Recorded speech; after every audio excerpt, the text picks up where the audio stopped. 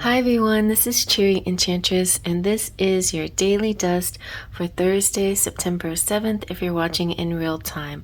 I'm using the Fairies Oracle this time because it's kind of got this nice fairy foresty, know me kind of energy for the upcoming fall season. And this very big book, and it's by Brian Froud, and he's just an amazing illustrator. So let's see what we get. Actually, let's shuffle this way. It is a little big, but it's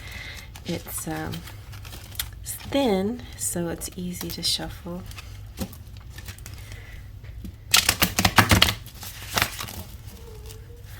Also, I generally use tarot, but every once in a while I'm drawn to oracle decks as well. Gizmo wants to come in because he doesn't like shut doors. He thinks the doors should all be open. Okay, we have the roar. Interesting. Let's see what else. And the Glen Sonar. He's cool too. This feels romantic. You wouldn't think. And the I Am Poet. Okay, I'm gonna get better pronunciation on these because of the font is kind of hard to read, but this feels romantic. I'm excited for you. All right, so the roar is all about wild energy and pure potential.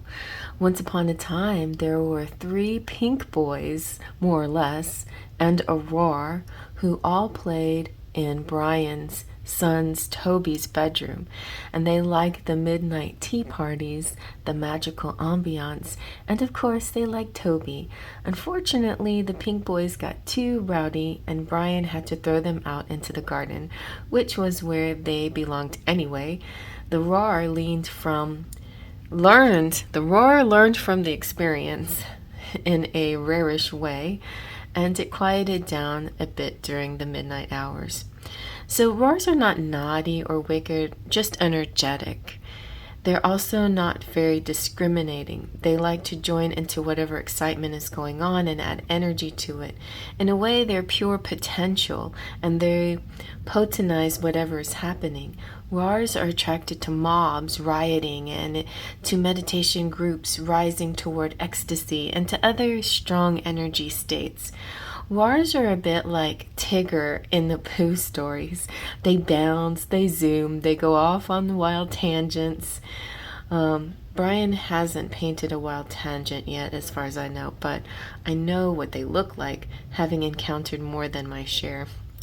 Think of the roar as a growling dog, the roar of an engine revving up, the roar of the engines that always interrupt they don't interrupt, I just let them roar through my readings.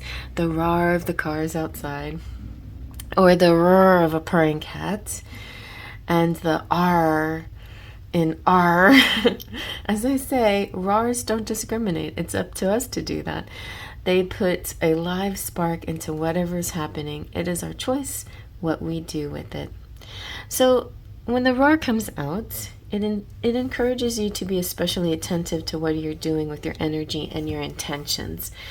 Maybe not be so indiscriminate about it, but a little bit more focused, right? Don't get carried away by the roar's bouncy, trouncy enthusiasm, but do take advantage of the energy. You can accomplish a great deal with the energy being made available to you. This is a good time. Note that roar is not grounded, and it's not meant to be, but humans need to keep their feet firmly on the earth. So when you encounter the roar, breathe slowly, center, earth yourself, be clear about your objectives, and then go for them. It's very interesting because I got a lovely message from Divine Goddess. If you like, check out her channel. She has some really nice videos, and the one that I looked at was a monthly video, and it's sort of this energy like the Two of Pentacles, like enjoying so many different things, being a multitasker or a jack of all trades, but maybe it's time to zoom into one thing in particular. Sometimes that's what this is called for. Now, if this is a love situation, then also that's true too. Like, don't spread your love too wildly. Be very focused. Sometimes if a connection is not going the way that you want it to go, you can tend to want to be rebellious and then just, seek other people. But that's the energy that you shouldn't go with.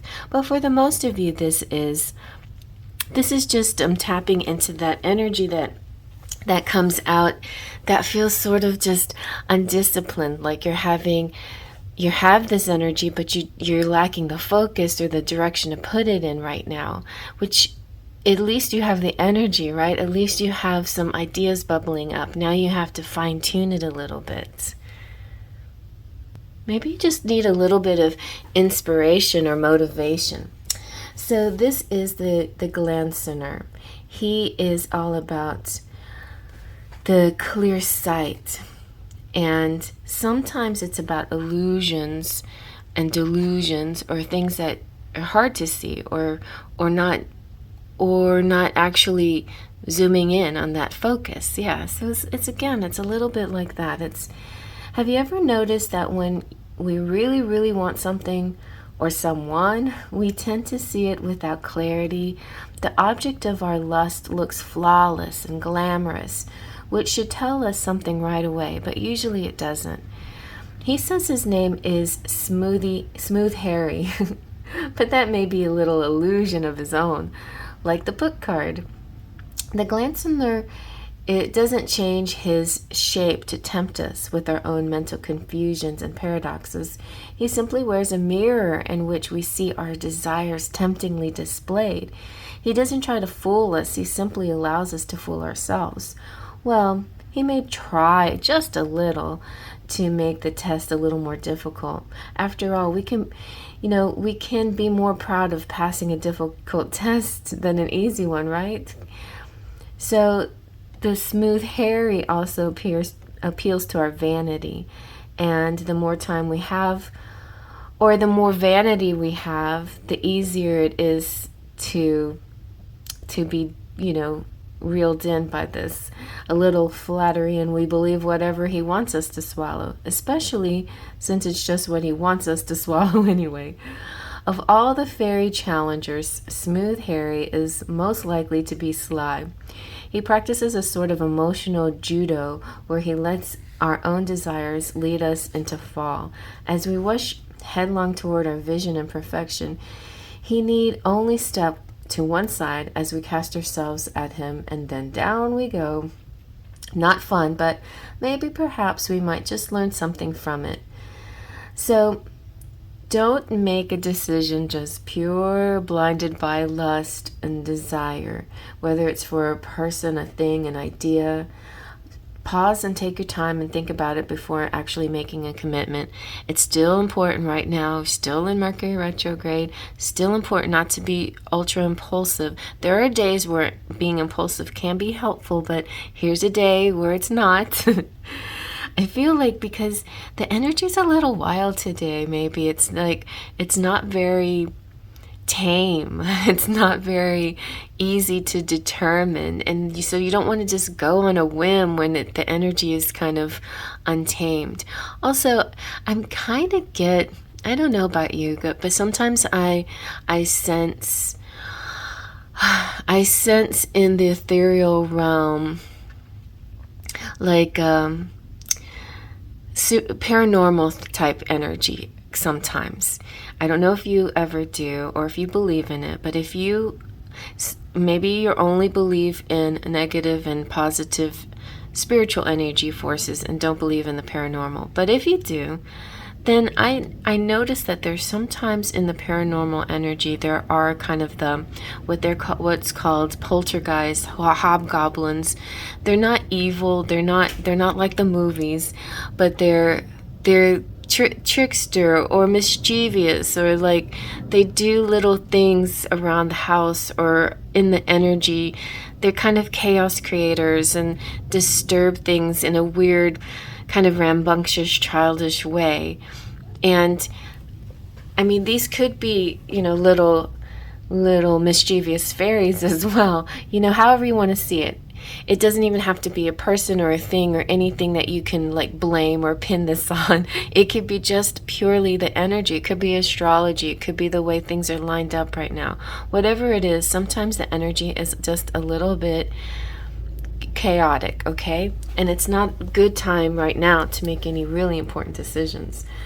Or to really follow, like, somebody could be saying something that seems very, even me, somebody could be saying something that seems very tempting, and you want to go with that, and you feel, oh, that's interesting, let me try that. It could be like things that have to do with advertisement, social media, and the way people like to trick in their words, and all kinds of stuff is happening right now. It's just the really strong trickster type energy out there, and so be very mindful of that. I've been seeing this commercial, and just today I saw a commercial of a variety of variants of the same thing. It's kind of like, oh, the government's giving poor people $14,000 a month or something like that. And, hurry up and claim this before time runs out. And they've been saying it for like 6 months now or more. Like, how long have you seen this particular ad? But today I saw it in a very ugly way, I thought. It was some woman was the narrator, and she was connecting it to the fires and the destruction in Hawaii, and which creates a story to catch your attention, and then you're looking at it and you're seeing, oh yeah, and then a lot of other information that could be, fact checked, debatable, who knows, it's all kind of mumble jumble information, and then tacked onto that she talked about the money that the government's giving. Hurry up and get it. What they don't want you to know. That supposedly the stuff that's happening in Hawaii was a distraction, so you can't find out that you're supposed to get free money, which all of it is wrong. It's not truth. But there's some certain susceptible or gullible people, or even if you're not normally gullible, like sometimes when you want something so bad, you believe in what somebody's trying to tell you.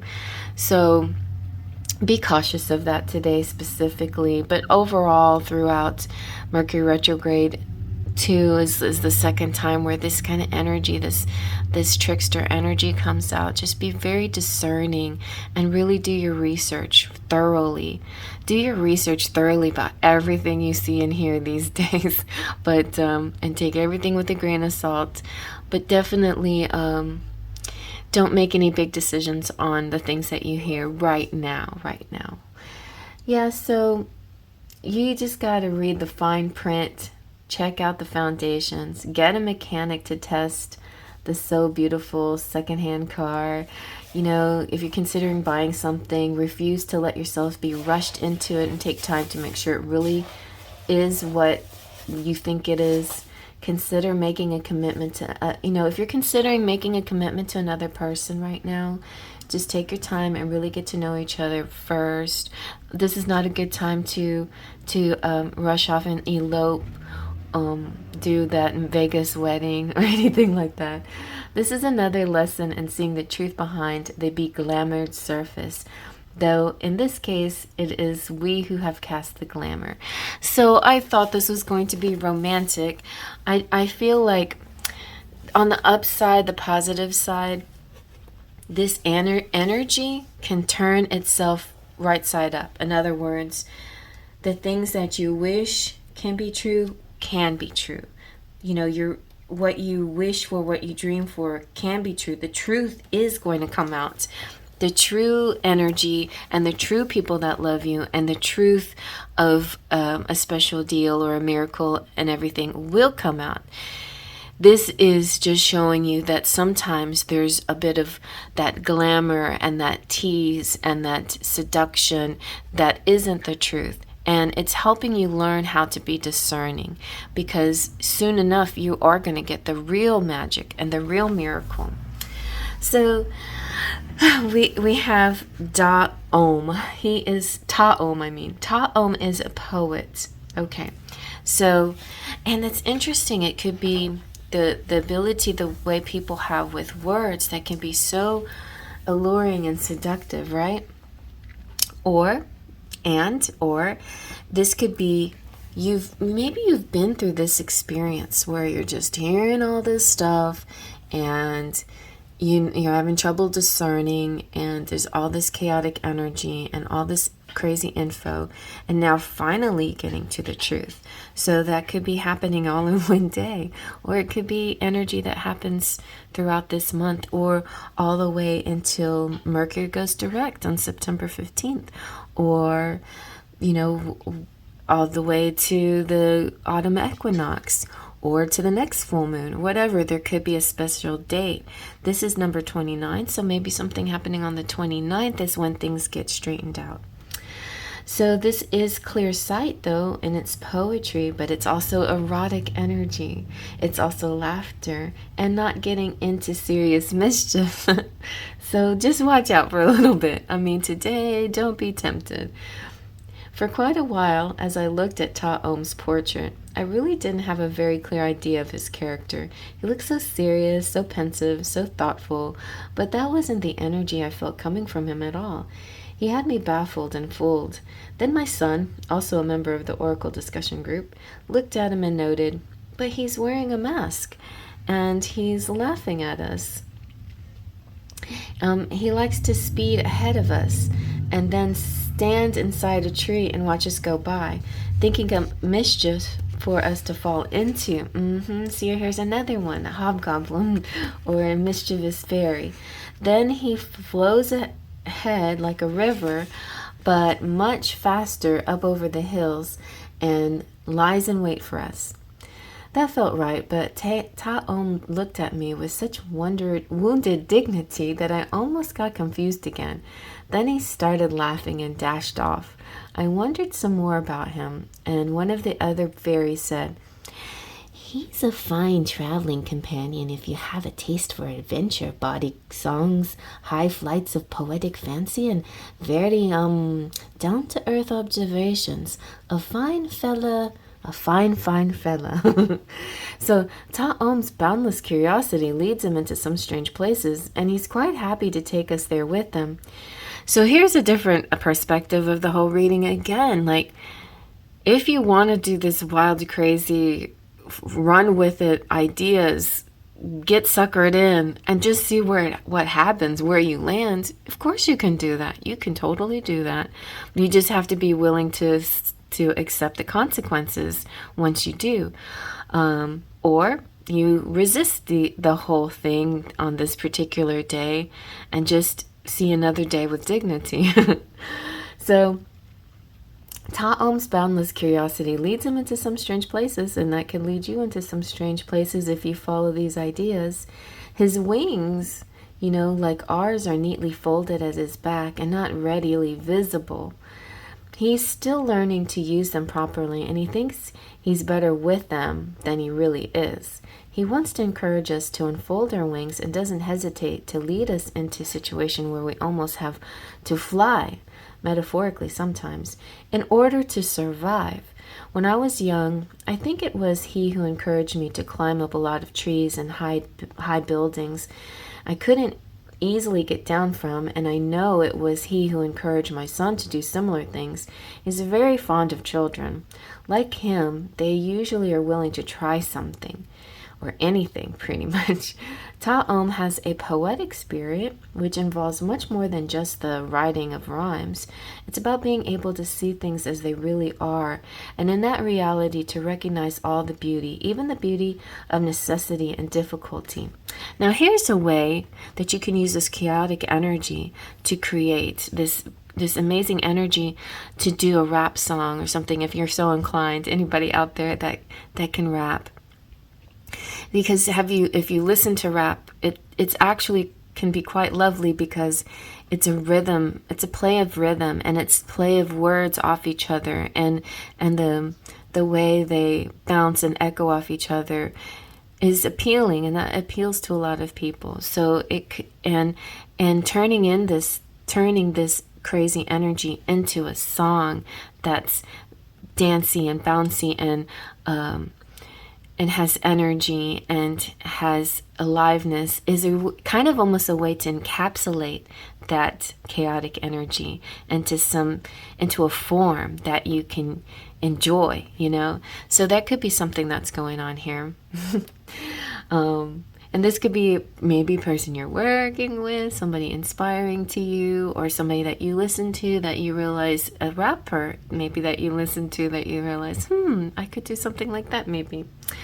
But just think about this. Okay, so he's not really it's about being able to see things as they really are, and in that reality to recognize all the beauty, even the beauty of necessity and difficulty.